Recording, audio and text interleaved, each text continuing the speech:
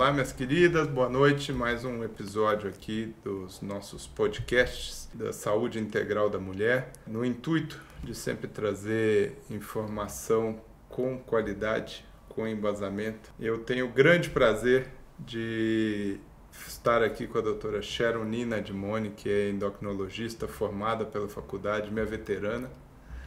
Me ensinou na Liga de Diabetes, fez residência em Clínica Médica e Endocrinologia lá pela Faculdade de Medicina da USP, fez seu doutorado também na mesma faculdade em Endocrinologia e médica do grupo de diabetes, carreira construída desde a época da Liga e médica do corpo clínico do Hospital Sírio-Libanês. Sharon, muito obrigado por você aceitar de bate-pronto já esse convite para nos ensinar bastante. Agradeço ao seu marido e seus filhos por te liberar aqui desse tempo aqui conosco.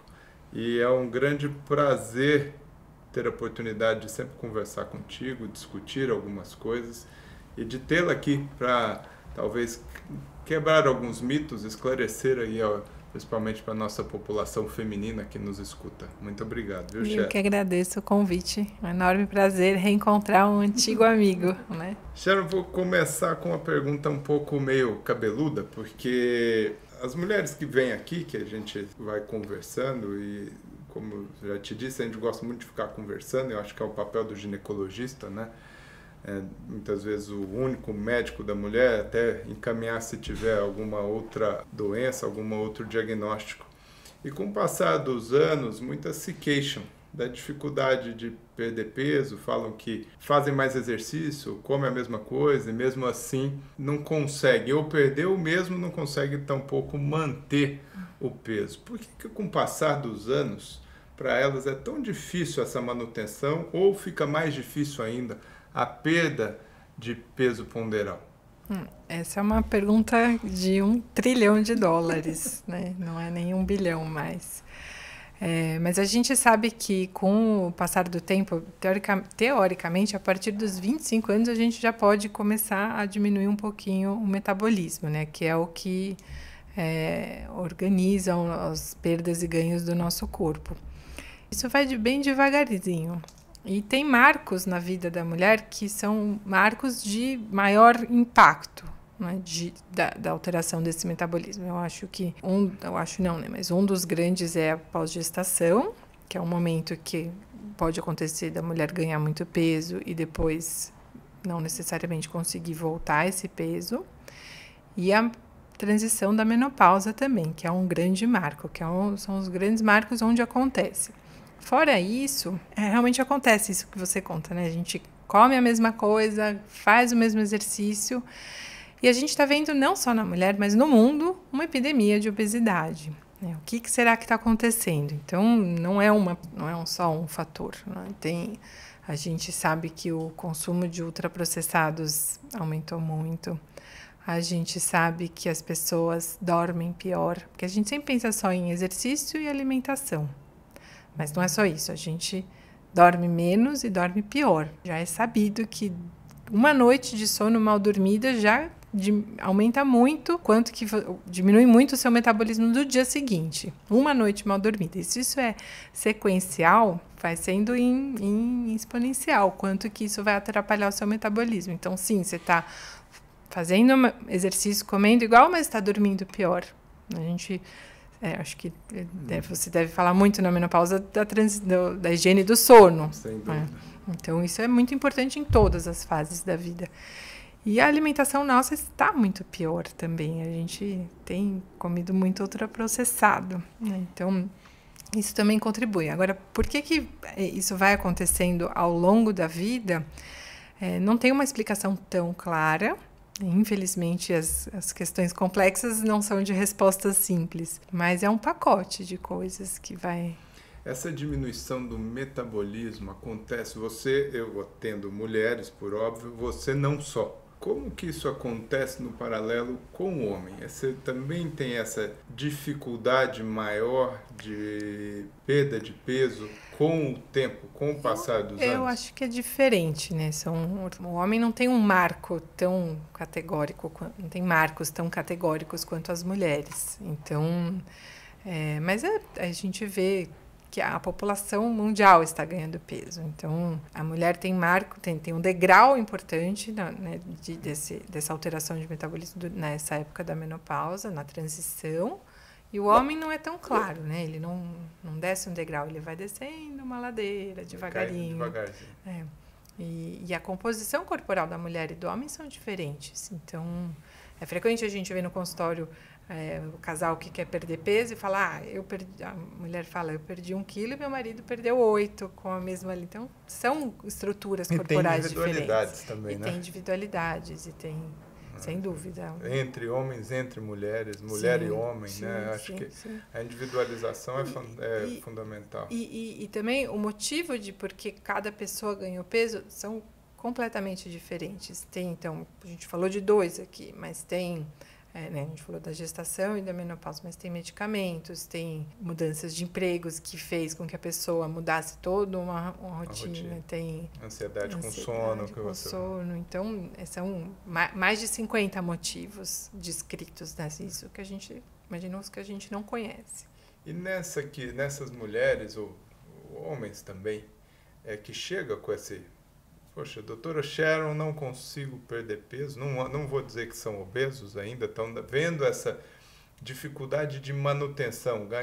Perdia, ganhava 1 quilo, logo fazia algumas estratégias, perdiam e estão vendo que isso está se tornando mais difícil. Qual seria um conselho, talvez, que você daria para essas pessoas? Fique atento com o quê? Cuidados... Dizendo ainda do ponto de vista comportamental. Então, primeiro, acho que prestar atenção nas calorias, né? Menos. Então, do tanto que você come um pouco menos. A qualidade, né? Então, as calorias não são iguais. A gente passou por uma época que a gente imaginava que era um pouco parecida, isso caiu. Então, não é igual comer... não é igual a um. Não é. Um pacote de bolacha de 100 calorias e uma fruta de 100 calorias não vão gerar o mesmo mecanismo de saciedade no seu cérebro. O pacote, você vai querer comer mais uma bolacha.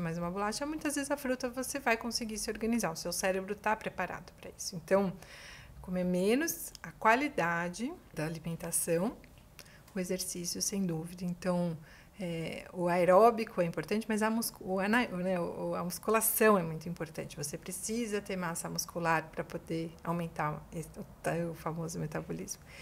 E dormir é fundamental. Então, até tem estudo que fala entre dormir e exercício, o que é mais importante para a sua saúde?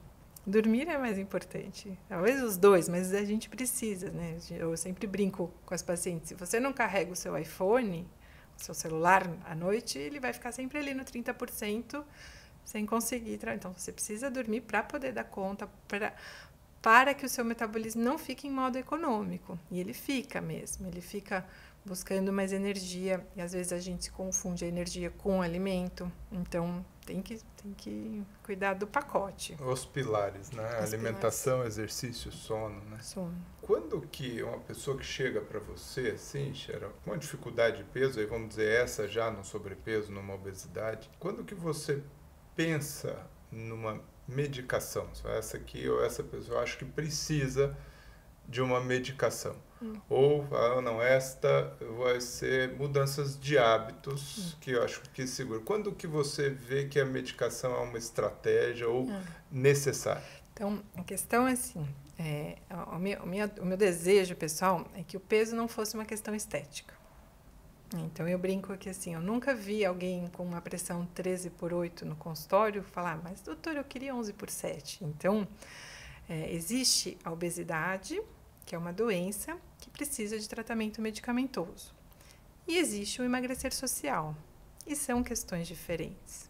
Então, se é uma questão que a pessoa tem um peso adequado, não tem nenhuma doença associada a nenhuma questão de peso, eu não tenho por que dar um tratamento medicamentoso. No entanto, se a pessoa tem uma obesidade, mesmo que ela não tenha nenhuma doença associada à obesidade, e a obesidade seja a única doença dela, ela precisa ser tratada.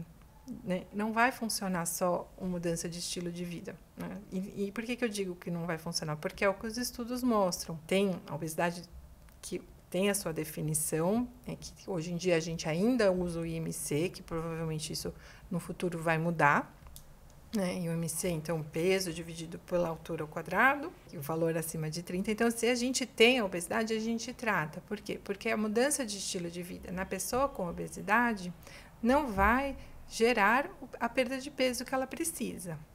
Qual que é essa perda? Quanto que a gente quer que ela perca para melhorar a saúde dela? Pelo menos 5%, que é onde começa a melhorar uma gordura no fígado, um problema ortopédico, né?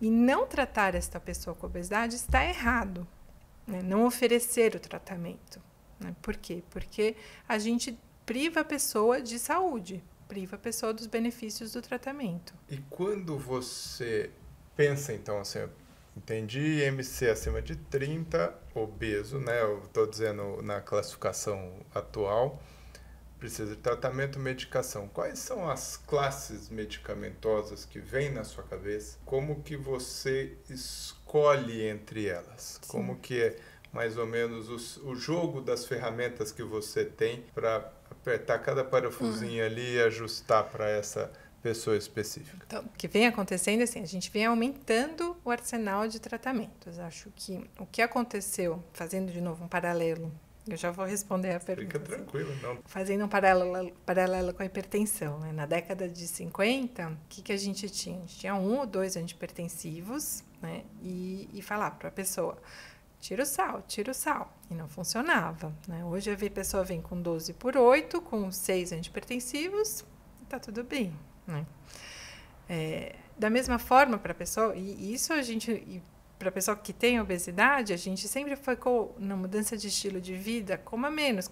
E não funcionava. Por quê? Porque não é só a alimentação. A obesidade é uma doença sistêmica, não é só o que a gente come e o que a gente gasta, né?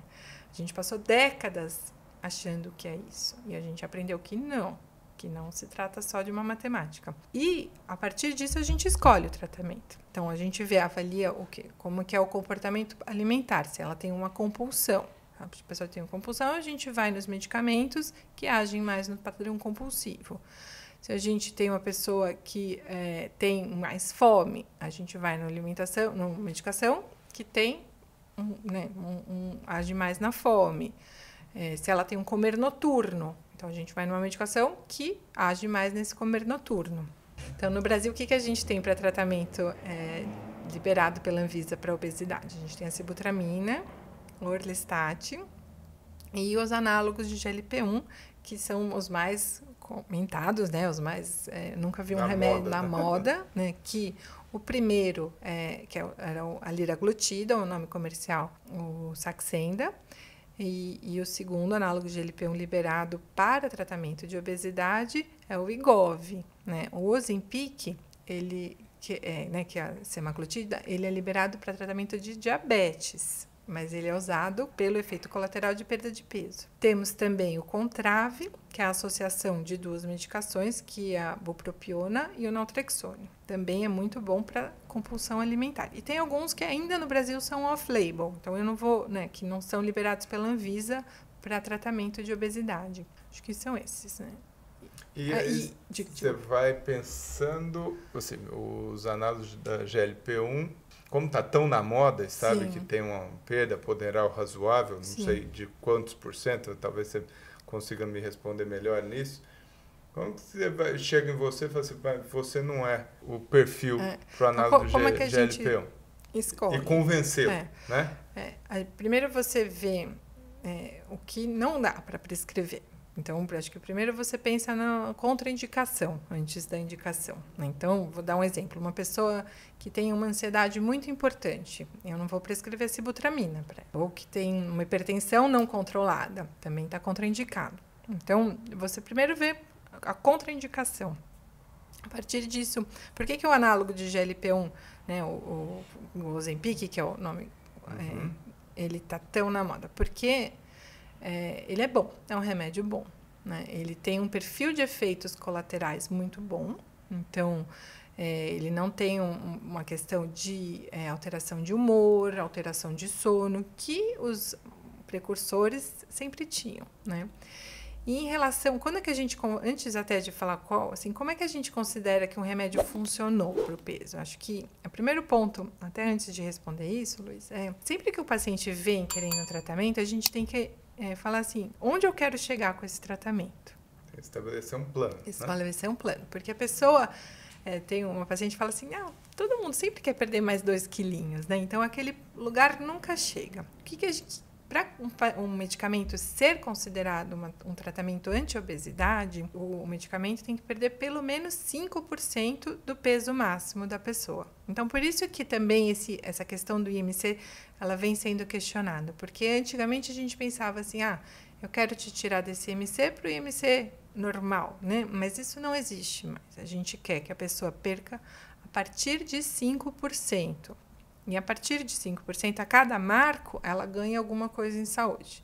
Então, 5% você começa a melhorar a gordura do fígado, 10% você já melhora a pressão, 15% você pode reverter um diabetes e assim por diante.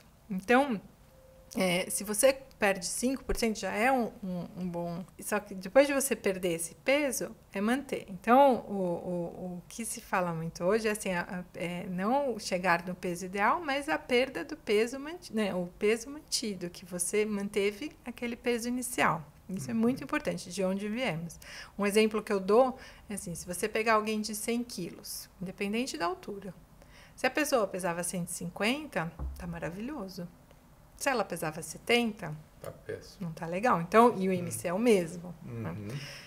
Então, voltando. Então, uma vez que a gente vê quanto... E cada medicamento tem um potencial de perda de peso e isso para cada pessoa. Então, por exemplo, no Ozempic, você tem uma curva de quantas pessoas perdem mais do que 20% do peso. Então, mais ou menos 10% das pessoas, e tem pessoas que não perdem nada. 10% das pessoas não vão emagrecer com isso. Então, não é todo mundo que vai perder tanto, mas ele veio... A novidade dele é que ele vem com uma potência muito maior do que os seus... do que os anteriores. Então, e as medicações novas que estão surgindo estão vindo com mais potência ainda, né? O que ele é? Qual que é o cerne dele? Acho que isso é importante. Então, ele é um análogo, né? A classe são as incretinas, né? Que vem desse nome, que eles ajudam um pouquinho o corpo a liberar um pouquinho mais de insulina. São hormônios que a gente tem no nosso corpo, que é o GLP-1, e é um hormônio que gera saciedade. Então, ele é um hormônio de saciedade. Mas ele veio lá atrás, recente, para tratar o diabetes, porque, como eu falei, ele ajuda, né, é um hormônio que a gente tem que, quando a gente come, o corpo dá uma estimuladinha ali na insulina para absorver a nossa glicose. Além disso, ele faz a saciedade. Então, a pessoa, quando ela usa, ela fala assim, nossa, tô bem, né? Me sinto saciado. Então, é um hormônio de saciedade. Por isso que a pessoa, o corpo avisa o hipotálamo que está bem, que está tudo bem, não precisa continuar comendo. Né? Por isso que deixa de ter fome. É que às vezes tem fome. Como é que tem? A gente tem a fome... Mas come pouco. Tem a fome, mas já tem a saciedade. Já tem essa... E aí não fica... Não come exagero. Exato. Come menos. Né? Sei que tá entrando aí no mercado uma droga nova nesta mesma linha, né, que é o Mounjaro. Isso. Que está sendo propagandeado que tem efeitos até mais intensos do que o Ozempic. O que é essa nova droga? O que é o Mounjaro? Até, sim, vão chegar muitos, né? Porque agora, assim, o Ozempic é o primeiro, né? Na verdade, o primeiro primeiro era o Bieta, né? Lá atrás, né? É um precursor dos análogos de GLP-1. Mas o que veio com mais força, pela potência maior, foi o Ozempic. Ele é um hormônio desses incretinos, é o GLP-1, análogo do GLP-1. E vão vir muitos. O Mounjaro, como eu falei assim, então tem essa curva de perda de peso, as pessoas que perdem muito, as pessoas que não perdem nada. O Mounjaro, eles são dois, é tirzepatida, é o nome farmacológico, que ele é o GLP-1 e o GIP. O GIP é um potencializador do GLP-1. Também é um hormônio intestinal incretino, que também vai lá e te dá mais saciedade. Então, essa porcentagem de perda de peso, tem pessoas que perdem até 30% a 40% de peso. São resultados impressionantes. E a porcentagem dos não respondedores é menor. Tem um terceiro ainda que está em fase 3, que já logo vai ser lançado, que é a retatrutida, que são 3 hormônios. Então, GLP-1, GIP e glucagon. E tem muitos outros sendo estudados, e aí esse slide eu vou contar, que ele colocou um Tetris, né? Aquele joguinho de Tetris, que se você não prestar atenção, vai cair um remédio novo na sua cabeça. Então, de tão rápido que está essa evolução. Por quê? Porque são medicamentos que são bons, que funcionam. E eu não tenho conflitos com a indústria, é importante. Tem um perfil de efeitos colaterais que a maioria é gastrointestinal, né? Então, de diarreia ou de empachamento, ficar com essa sensação de náusea, comer um churrasco, náusea. E, finalmente, a gente tem medicamentos que ajudam mesmo, né? Tratam a obesidade do jeito que a gente gostaria. E, para além disso, melhoram outras questões, né? Então, revertem em gordura no fígado. Para quem tem obesidade, diminui eventos cardiovasculares, né? Então, em 20%. É impressionante isso. Então, dado que isso é tão bom, pode usar sem medo? Sem medo eu não diria, né? Sem medo, acho que sempre porque tem as contraindicações, né? Então, e tem as atenções, e tem a forma certa de usar. Então, tem que se olhar os exames, tem que se olhar o perfil do paciente, tem que olhar o perfil de uso de álcool. Isso também é muito importante, porque não casa bem. Tem que olhar as outras medicações que o paciente está usando para ver se casam. Então, eu não diria que precisa ter medo, mas tem que ser com aconselhamento médico. Não pode ser esse uso eu acho que esse é um recado bacana, porque fica parecendo que é tão bom que... Não pode. Meu pai falava uma coisa, Sharon, falava assim, remédio só tem efeito colateral, uns bons e outros ruins. Então, a gente tem que saber usar ao nosso favor. Para tomar o cuidado que, eventualmente, se usar demais e não olhar tanto, talvez os ruins sobreponham os positivos. E eles existem. Quais são as principais atenções que tem que se ter para esta classe de medicação? Vou dizer o do Ozempic e o Mounjaro que está entrando. Quais são as principais contraindicações e atenções e talvez efeitos colaterais mais sérios que não gastrointestinais? Os principais são os gastrointestinais mesmo, né? Existem casos raros de pancreatite, mas existem principalmente com o uso de álcool, né? A gente até fica na dúvida se foi uma pancreatite por origem do álcool, mas talvez o medicamento possa potencializar. Então, a gente tem que olhar o perfil do paciente mesmo. E esses são os principais. E olhar, principalmente, todo o pacote. O tratamento não é o remédio, né? Porque o tratamento é tudo. Pensando no pacote, como você disse ali anteriormente, que tem que se ter os objetivos, né? O que é o sucesso no tratamento da obesidade, perda do seu peso, e são benefícios cumulativos. E que uma das coisas difíceis é depois a manutenção. Como evitar que retorne ao peso inicial. Como se evita o famoso efeito sanfona, que eu acho que pode ser muito maléfico. Ela vai ter que tomar remédio para sempre, diminui a dose, foca nos hábitos. Como que é essa matemática? Então, aí entra assim, o modismo foi para o emagrecer social, né? Então, para o emagrecer social, essa resposta não cabe o tratamento medicamentoso. Para a obesidade e doença, sim, a gente mantém. Então, da mesma forma que, por exemplo, uma pessoa que tem hipertensão, se a gente suspender, a pressão vai voltar. Se a gente suspender o tratamento, existe uma grande probabilidade de voltar, porque a gente está tratando, a gente não curou. Para as pessoas que não precisam do medicamento e querem manter o peso e perderam aquele peso, focar nos hábitos, principalmente o exercício. Aí o exercício vem com uma força total. E também, Luiz, uma coisa importante, assim, para a pessoa que toma, que a gente opta pelo medicamento, a gente precisa avaliar a nutrição da pessoa, né?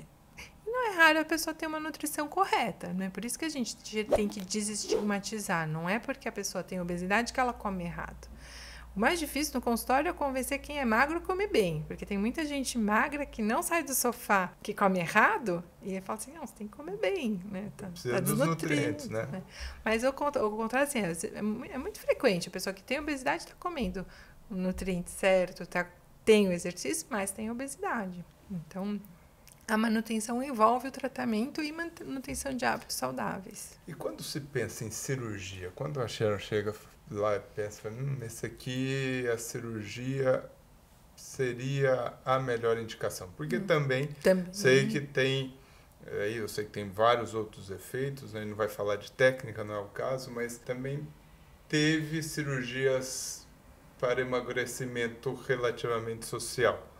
Mas, assim, quando que a Sharon vai pensar na cirurgia para pacientes específicos? Quando não houve resposta com tratamento medicamentoso. Né? Então, como eu falei, assim, a gente tem os dados mais dos análogos de GLP-1, a porcentagem de pessoas que não respondem. Mas eu tentei esse tratamento, tentei aquele, e a pessoa não responde, né? Ela não teve a perda de peso, ela é uma candidata à cirurgia. Hoje em dia a gente ainda tem, como a gente ainda não tem tantos tratamentos, já tem muito mais do que no passado, a gente tem as pessoas que precisam realmente ter uma obesidade importante, com comorbidades, com doenças associadas à obesidade. E eu acho que, assim, todo tratamento, a gente tem que pesar o custo do tratamento e o custo do não tratamento, né? Então, se a gente opta por não tratar, que é o mais fácil, ficar no jeito que eu... Mais fácil eu não diria, mas é mais cômodo. Então, existe um custo do não tratamento para a saúde, né? Então, se a gente... E é um passo, né? Você é cirurgião, mas eu sou clínica, então eu tenho muitos dedos para indicar a cirurgia. Então, eu falo assim, não, mas para a sua saúde, o não tratamento está te custando. A gente tentou os tratamentos clínicos, você não respondeu, e jamais culpabilizar, não é culpa do paciente, né? Ninguém tem. Então, isso é muito importante. Eu fazendo uma analogia para quando na minha área, que você vai indicar uma cirurgia, raras são cirurgias de emergência do que eu faço, e a gente sempre vai tentando também controle clínico, né? Seja sangramento uterino normal, seja endometriose, e muitas vezes o preparo, o respeitar esses passos, a minha impressão, prepara a paciente para uma eventual cirurgia, porque fica parecendo o final óbvio, uma vez da falha dessas outras tentativas. E a aceitabilidade também é muito maior, porque a cirurgia, eu costumo dizer, você tira, você não põe. Sim. O remédio você suspende. Sim. Então, se a gente puder evitar, é melhor. A pessoa tem que chegar ali relativamente preparada e fazer um bypass desses passos, muitas vezes pode ter um custo psicológico muito grande. E eu vejo que talvez na obesidade, você passar esses passos todos, né, talvez tenha uma resposta, não sei se a resposta é tão saudável ou não. Qual que é a consequência de uma cirurgia de uma perda ponderal tão grande, tão rápida? Né? E o que acontece se volta à obesidade anterior? Porque o remédio, se voltar, você tem um remédio de volta. Sim. A cirurgia... Um dos efeitos colaterais da cirurgia é o reganho de peso pós-cirúrgico. A gente trata, hoje a gente tem mais opções, né? Porque muitos dos reganhos que a gente vê era quando não tinha tanta opção, né? Agora a gente tem mais opções, então a gente trata, porque é mais uma opção terapêutica para o tratamento da obesidade, a cirurgia. Então, a gente curou a obesidade da pessoa? Provavelmente não, a gente tratou. Mas para aquela que reganha, a gente trata. Volta. Usa o tratamento medicamentoso agora, que a gente tem mais opções, mas eu fico imaginando assim, não é minha área, né? Mas eu acho que o cirurgião de obesidade tem que estar muito casadinho com vocês, né? Muito casadinhos, até para o preparo pré, o pós, né? E é uma equipe, não só o endocrinologista, psicólogo, nutricionista, né? Eu imagino.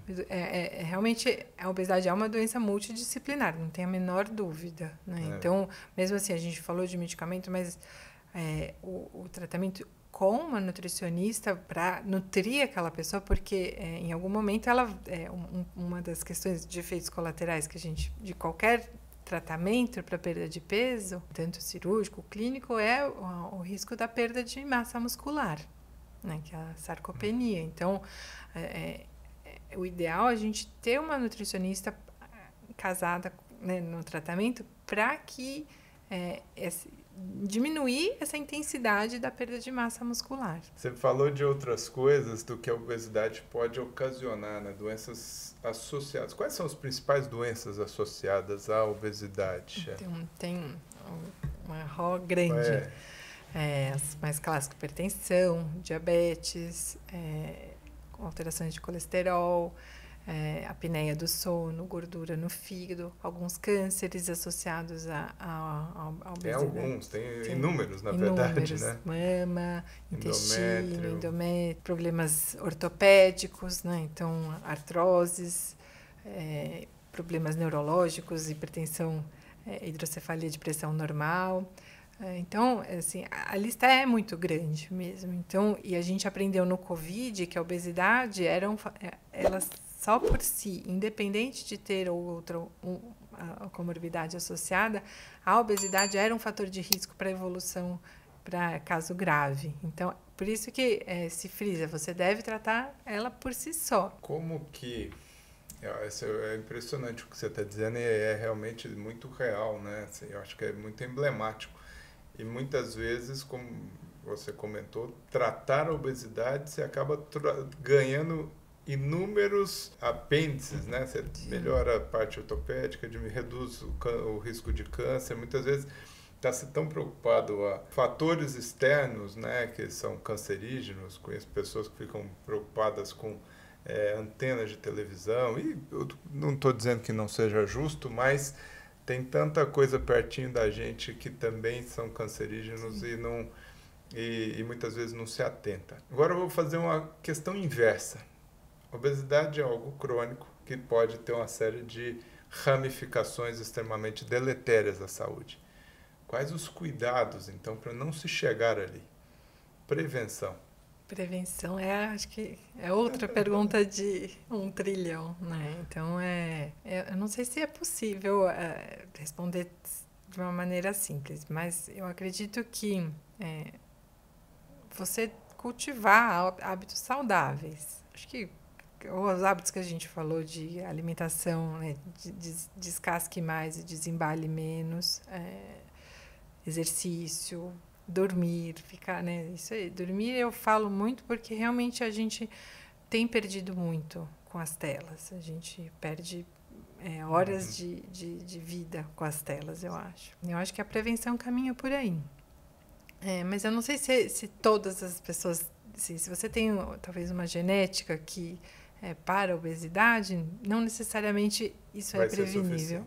Não necessariamente. Então, e eu acho que nesse sentido, Luiz, é muito importante, porque quando o paciente vem com obesidade para o consultório, ele já tem muitos estigmas em cima dele. A sociedade culpabiliza a pessoa. Isso é muito frequente. Então, a gente tem que tirar esses estigmas.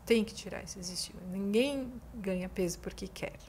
Né? Então, nem tudo é possível prevenir. E uma vez que você fala assim, olha, tá tudo bem, não foi sua culpa, isso tamo junto, né? Assim, ninguém... Entendo. Isso dá um grande alívio, porque a pessoa consegue entender, assim, não, peraí, então não é porque você fala assim, quem não tem um amigo magro que come um pratão, não sai do sofá e não tem obesidade. E o contrário também. Então, eu acho que assim, a gente previne onde a gente tem, e eu acho que isso é muito mais... uma questão pessoal, mas é uma questão de saúde pública. Né? A gente precisa de ações governamentais para ter mais espaços livres, para poder usar mais transporte público e caminhar mais, né? Ações para taxações de ultraprocessados. Isso funciona. Então, eu vejo que, assim, quando éramos crianças, talvez, a gente escutava muito de fome. Fome é algo extremamente triste, né? Não é indiscutível.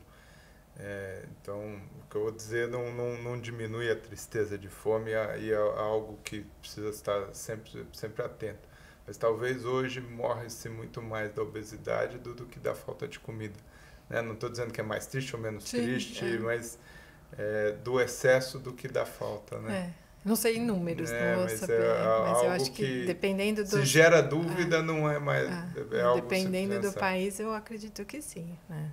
Nos Estados Unidos a gente tem números alarmantes. E aqui a gente está caminhando também para números alarmantes. Né? Quando eu, ginecologista, médico da mulher, mas geral, sem pretensões de...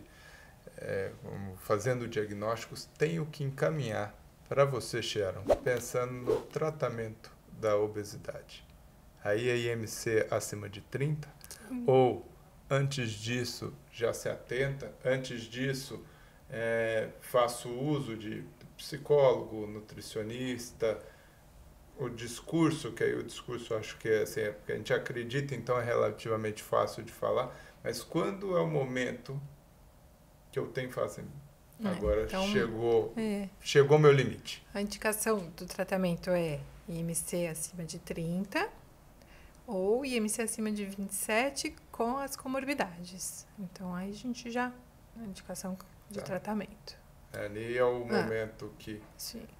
Fantástico, fantástico. E eu te fazer uma outra pergunta, mudando um pouquinho do tema obesidade. Muito se fala do papel da tireoide nesse metabolismo todo, inclusive algumas vão nos perguntar, estou ganhando muito peso, será que você vai ver alguma coisa hormonal aqui que vai justificar esse ganho? Né? Uma pergunta naquelas que vem antes, por que eu perco? Por que eu não estou perdendo fazendo as mesmas coisas? Busca ver se tem alguma alteração aí que justifique. E muito foco se dá a tireoide. Qual que é o papel da tireoide? Qual que são as principais doenças dela que poderia levar, eventualmente, a esse ganho de peso? Como que a gente olha para isso? Então, a tireoide, ela é mais famosa do que culpada.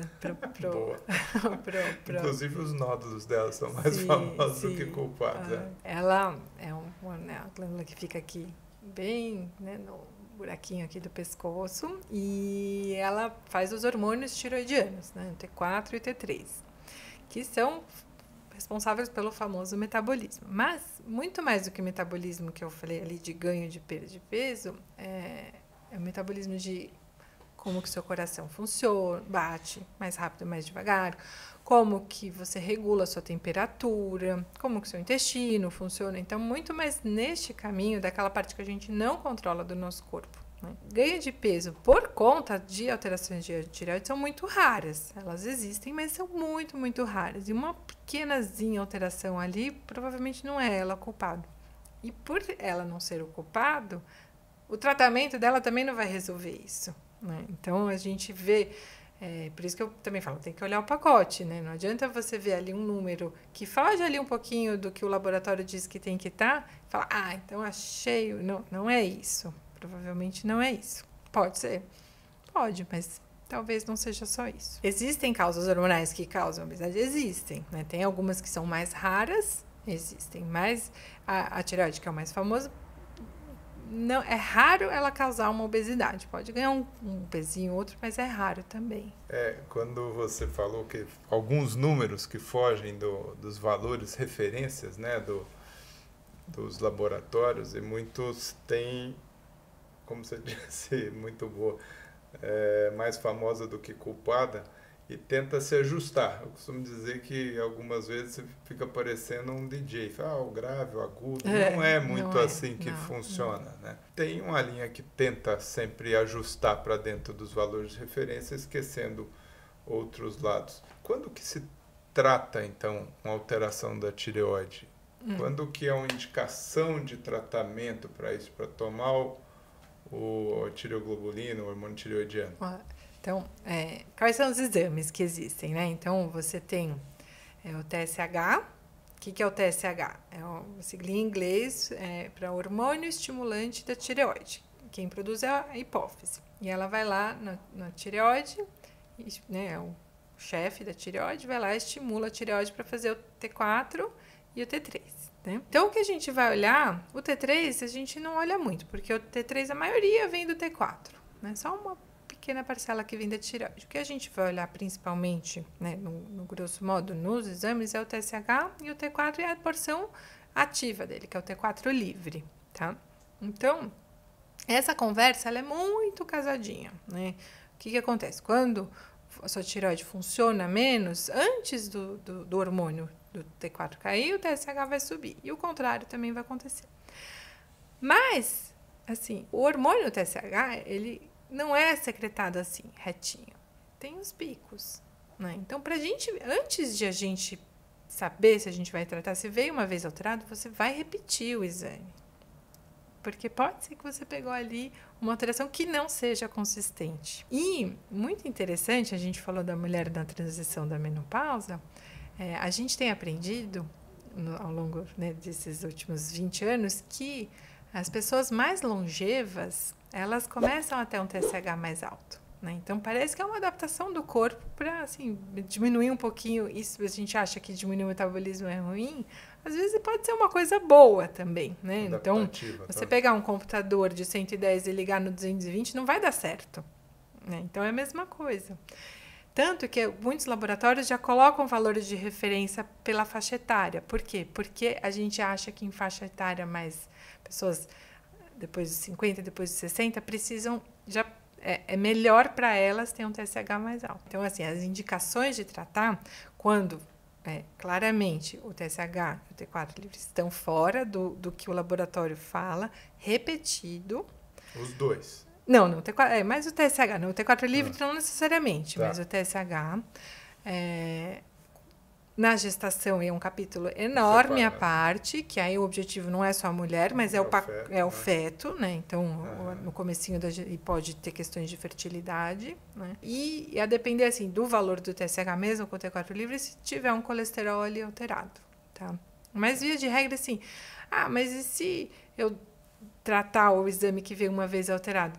Pode ter consequências. De novo, tem o risco do tratamento e o risco do não tratamento. Então, sim, pode ter consequências. Então, a gente não fica só focando no número. Né? Isso é muito importante. Sharon, outro capítulo ainda dessa glândula. E quando ela funciona demais? É o hipertireoidismo. E o hipertireoidismo. O que ela causa? Quais são as consequências aqui? Então, o hipertireoidismo ele é mais raro do que o hipotireoidismo. Só voltando ao hipo, então, se a gente detecta, a gente trata, né, com a levotiroxina. Mas, assim, se não tem alteração e você decide tratar, você condenou aquela pessoa a um tratamento crônico, né? Então, e o hipertireoidismo, então, o endógeno que vem do corpo é mais raro, né? A principal causa é autoimune. Mas a causa mais frequente não é autoimune, é hipermedicamento, né? É o hipertratamento. E o que é causa? O excesso do tratamento ou quando ela resolve funcionar sozinha por esses motivos. Você tem aumento de risco de arritmias, você tem aumento do risco de osteoporose, né? Então, lembrar que está tudo mais acelerado, né? Você pode piorar o seu sono, você pode piorar a sua ansiedade. Então, não é inócuo você tratar desnecessário. E quando você trata, você tem o risco de hipertratar. Tem que ir Dulcemã. E menos é mais. Assim, a gente está aprendendo para a tireoide que menos é mais. Assim, a gente passou por uma fase de overtreatment, a gente tratava, né, muito, agora a gente vê que não precisa tratar muito. E para cima de tudo, assim, é não condenar uma pessoa saudável a ter um tratamento, um diagnóstico que ela não tem. Pensando ainda no overtreatment, né? Óbvio, se não for um tratamento... muitas vezes, estou pensando aqui das pessoas que a gente vê, acaba tomando a levotiroxina e não tem uma supressão grande, fica num valor extremamente, talvez, aceitável. Ou seja, eu acho que talvez não tem nem tantos efeitos colaterais, mas tem um remédio que está ali que talvez seja totalmente desnecessário. Exato. Realmente é o questionamento do quando, né?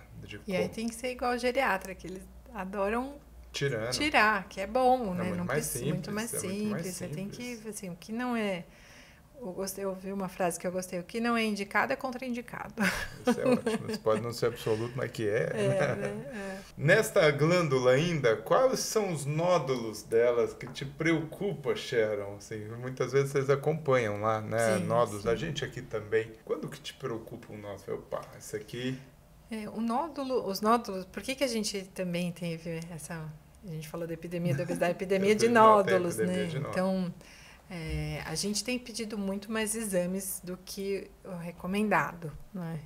Então, a gente tem... E os aparelhos de ultrassom, melhor, né? Todas as imagens, a imagem do celular melhorou, então de ultrassom nem se fala. Então, a gente tem diagnosticado muito mais nódulos do que antigamente. Os nódulos no ultrassom, eles têm uma classificação, e a classificação de Tillotson, que vai avaliar alguns elementos, que é a ecogenicidade, a forma, se ele está mais alto, né, a forma como ele se dispõe na tireoide, se ele tem calcificações, tem alguns itens que vão levar a essa classificação.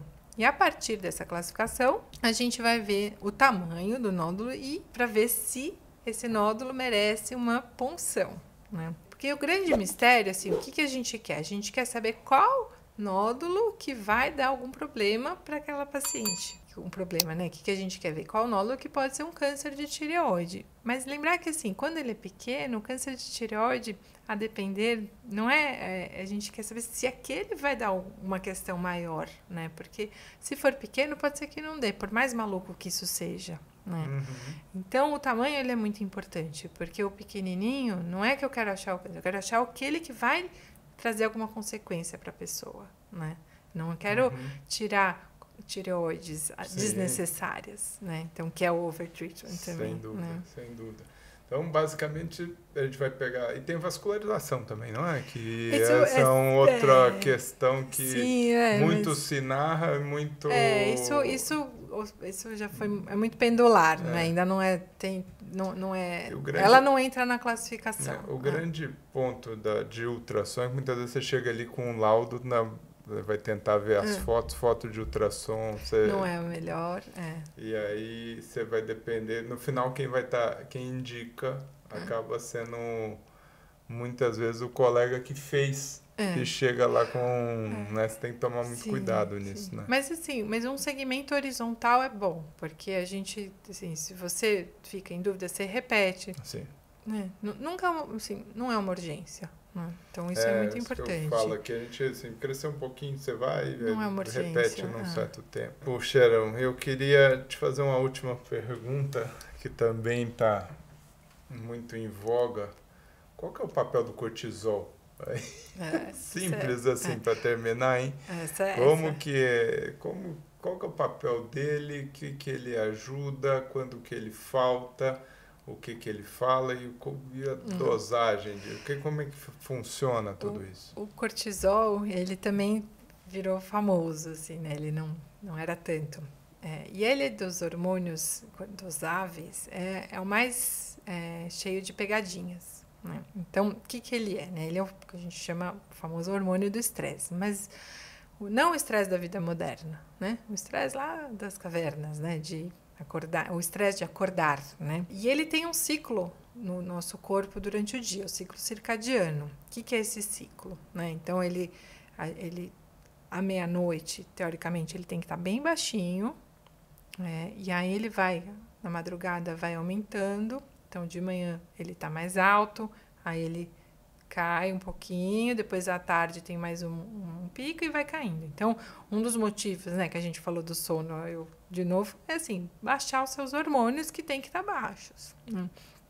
Então, a dosagem do cortisol não é nada simples. Né? Só de você, por exemplo, puncionar a veia, já pode dar uma subidinha. Né? Então...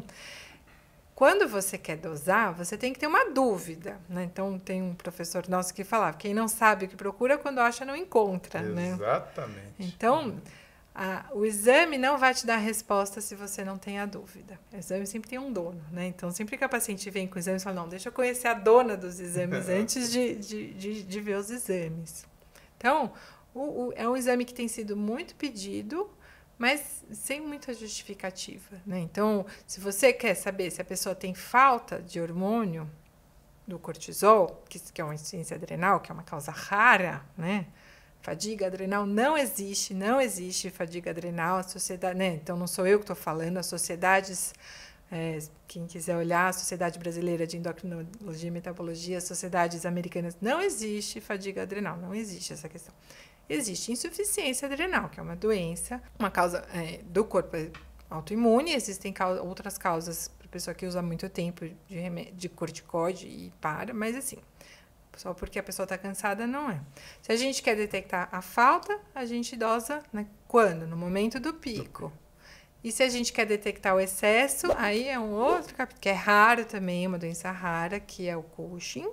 Então, a gente tem, né, são 3 exames que a gente vai usar. Mas, assim, cada um de um jeito. Então, eu vou ver como é que está nas 24 horas. Então, eu faço a urina de 24 horas. Como é que está meia-noite. Então, eu doso na saliva meia-noite. E como é que se ela está produzindo sozinha, como é que ela responde quando eu dou um corticoide externo. Então, é um exame muito complicado para você pedir de rotina. Não faz parte. Para interpretar. Para interpretar. E o anticoncepcional, ele vai mexer ali na dosagem, vai mexer no laboratório. Né? Mas não é que a pessoa está com excesso. Isso eu acho que é uma questão que vem frequente. Assim, meu cortisol está ali muito alto no exame. Eu falo, não, mas você está usando anticoncepcional? E aí os laboratórios já falam, o uso de anticoncepcional aumenta a proteína que carrega o cortisol. Então, o que você tem? Um diagnóstico muito frequente, que é a laboratorite. Né? Sim, você tem que saber interpretar. E essa fala sua, quem não sabe o que procura quando acha não encontra, usa ela muito e acho que é extremamente verídico, porque tu fica ali, não casa com a história, não casa com nada, e você fica tratando exame, que muitas vezes traz muitos malefícios. Muitos. Sharon, eu queria te agradecer pelo seu tempo aqui. Sim, foi, eu acho que 1 hora e alguma coisa conversando. Realmente não vi a hora passar. Acho que tem vários capítulos endocrinológicos de curiosidades minhas e as pacientes que vão trazendo para nós. E como eu disse, eu acho que trabalhar em parceria é fantástico. Sim. Não por benefício delas, mas para aprendizado nosso também. Eu sei que ajustar para estar aqui não é simples. Você deixou de fazer alguma coisa, então... Eu agradeço. Te agradeço bastante. A última pergunta é... Se a turma que escutou aqui gostou da Sharon, quer procurar a Sharon, como que vai achar a Sharon? Como marca uma consulta com a Sharon? Tem que ter uma rede social. Né? Não, pode qualquer forma de te achar. Tem um telefone do seu consultório, qualquer forma. Então, a turma tem que te achar. Então, o telefone do meu consultório é 2507-2829, o fixo, 989665670, o WhatsApp do consultório. Lá te acha, conseguem. Sim, eu tenho um projeto de fazer um site que não sai da gaveta para me achar. Né? Muito enfunada estudando para as suas pacientes e elas estão sendo beneficiadas. Muito obrigado. Obrigado por você estar aqui. Obrigada a você. Um prazer. Obrigado.